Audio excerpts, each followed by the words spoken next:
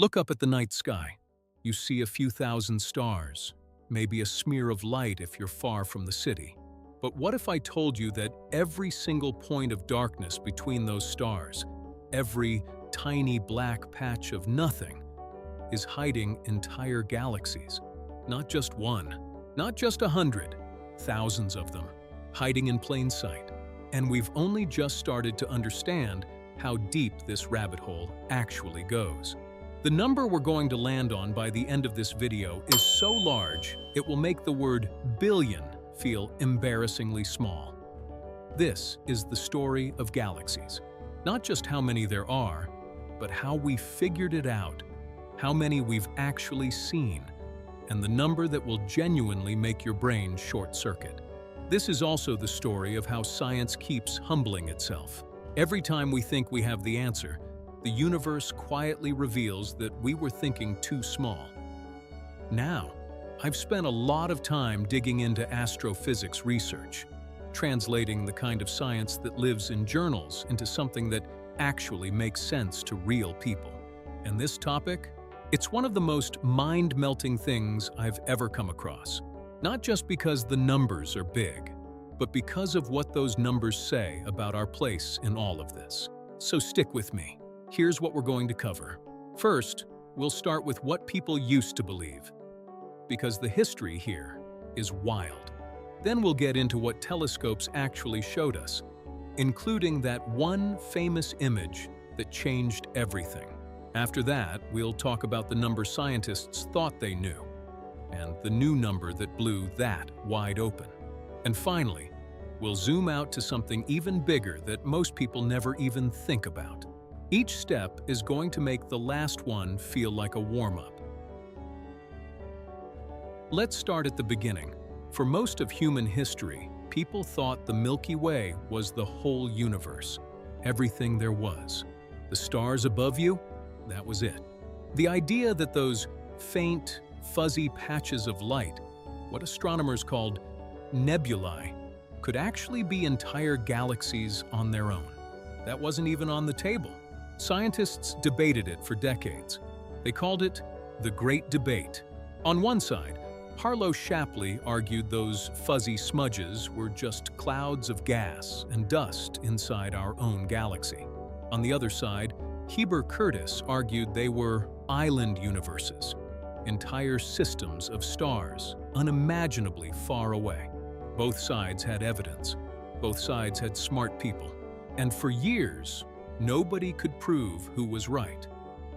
It wasn't until the 1920s that an astronomer named Edwin Hubble finally settled it. Using the 100-inch Hooker telescope at Mount Wilson Observatory, he identified a specific type of pulsing star called a Cepheid variable inside the Andromeda Nebula. Cepheid variables are incredibly useful because their brightness tells you exactly how far away they are. And the distance Hubble calculated was staggering. Andromeda wasn't inside our galaxy. It was nearly 1 million light-years away. Those fuzzy patches weren't clouds of gas inside our galaxy. They were entire galaxies, billions of stars, so far away they looked like smudges. That single discovery didn't just expand the universe, it exploded it. Overnight, the cosmos went from one galaxy to potentially millions, and we had barely scratched the surface. Now, here's where things get really interesting. Jump forward to 1995. Scientists pointed the Hubble Space Telescope at a tiny patch of sky, a piece of space, bigger than a grain of sand held at arm's length. An area so dark, so empty-looking, that many astronomers thought there would be nothing there. They let it stare at that spot for 10 consecutive days. No interruptions, just staring into the void. What came back changed everything. In that tiny sliver of darkness, that grain of sand, Hubble captured around 3,000 galaxies, each one a city of stars, each one containing hundreds of billions of suns, spiral galaxies, elliptical galaxies, galaxies colliding, galaxies in various stages of formation. All of them ancient, all of them real. And that was just one grain of sand out of the entire sky. They called it the Hubble Deep Field. And it told us something staggering. The universe wasn't just big, it was incomprehensibly, almost offensively, enormous. Scientists later repeated the experiment in other patches of sky, the Hubble Deep Field South, the Hubble Ultra Deep Field. And each time, the result was the same: galaxies everywhere, in every direction, in every dark corner. The universe is not mostly empty. It is mostly full of things we hadn't been able to see. From that image, scientists started doing the math. They extrapolated, they counted, they calculated, and they landed on a number that became the standard answer for decades: about 200 billion galaxies in the observable universe. 200 billion. It sounds enormous, and it is. But here's the thing: that number was wrong, or at least, it was way too small. In 2016, a team of astronomers led by Christopher Consolis at the University of Nottingham took a fresh look at all the data. They used new 3D models of the universe, combined with images from telescopes across decades of observation, and they realized something that nobody had fully accounted for before. Most galaxies are too small and too faint for our telescopes to see. Think about that for a moment. All our observations, every deep field image, every galaxy survey ever conducted, was only showing us the bright ones, the big ones, the ones loud enough to shout across the cosmos. But there's a whole population of smaller, dimmer, younger galaxies that are essentially invisible to us with current technology. We were counting the loudest voices in a crowd and calling it the whole population. It wasn't even close. When Consolis's team factored those in, the number didn't double. It didn't triple. The new estimate came in at 2 trillion galaxies. 2 trillion. That's 10 times more than what we thought. 2 followed by 12 zeros. If you counted 1 galaxy per second, non-stop, no breaks, no sleep, you'd be counting for 63,000 years before you finished. Let that sit for a second. 2 trillion galaxies. And each galaxy has, on average, hundreds of billions of stars. Some have more. Our own Milky Way has somewhere between 100 and 400 billion stars. The Andromeda galaxy next door has about 1 trillion. The giant elliptical galaxy IC 1101 has an estimated 100 trillion. And there are 2 trillion of these things scattered across space, each one a universe in its own right, each one containing more stars than there are grains of sand on every beach on Earth.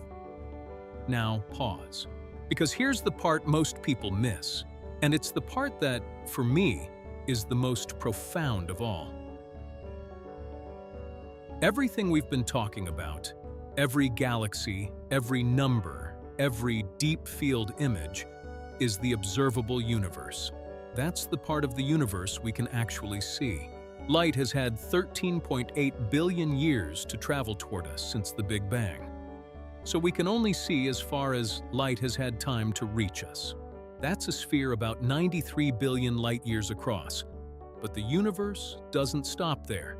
Space is expanding, and it's expanding faster than light can travel in some places, which means there are regions of the universe, entire portions of existence, from which light will never, ever reach us.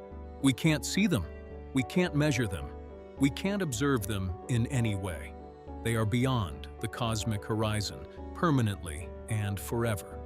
How big is the total universe beyond that horizon? We genuinely don't know. Some models suggest it could be hundreds of times larger than the observable part. Others suggest it could be thousands of times larger. And some of the most serious models in theoretical cosmology suggest it could be infinite, truly infinite. No edges, no boundary, no wall at the end. Just more space and more galaxies, stretching on in every direction without limit. And here's the thing that hits hardest when you really sit with it. 2 trillion galaxies is just what we can see. It's just the tip, everything we've ever observed, every photograph ever taken through every telescope ever built across the entire history of human science. It's a thin sliver of a much larger reality that we may never fully understand. We are looking at the universe through a keyhole. And what we can see through that keyhole alone contains 2 trillion galaxies. We are not the center of the universe. We're not even close. We're on one planet, orbiting one star, inside one galaxy, among 2 trillion others. Inside an observable bubble that may itself be a tiny fraction of something incomprehensibly larger. If that doesn't shift something in you, I don't know what will. That is the honest, staggering answer to how many galaxies exist. So let's bring it back down to Earth for a second. We started with the Milky Way, the whole universe, people thought. Then Hubble proved the existence of other galaxies, shattering that assumption permanently. Then the deep field revealed the true density of the cosmos. Thousands of galaxies in a grain of sand. Then 2 trillion became the new number, replacing the old estimate of 200 billion. And then we remembered that we can only see a fraction of what's out there. That the observable universe is just a window, not the full picture. The universe keeps getting bigger every time we look, not because it's growing, though it is, but because our tools get better, our models get sharper, and our understanding peels back another layer of something that seems to have no bottom. Every generation of scientists has thought they were close to understanding the full scale. Every generation has been wrong. If you found this as mind-blowing as I did, drop a comment below and tell me, what part hit you hardest? Was it the 2 trillion? The grain of sand with 3,000 galaxies hiding inside it? Or the idea that most of the universe is completely invisible to us, forever, beyond a horizon we can never cross? I genuinely want to know which one stopped you cold. Until next time, keep looking up. The darkness between the stars is not empty. It never was.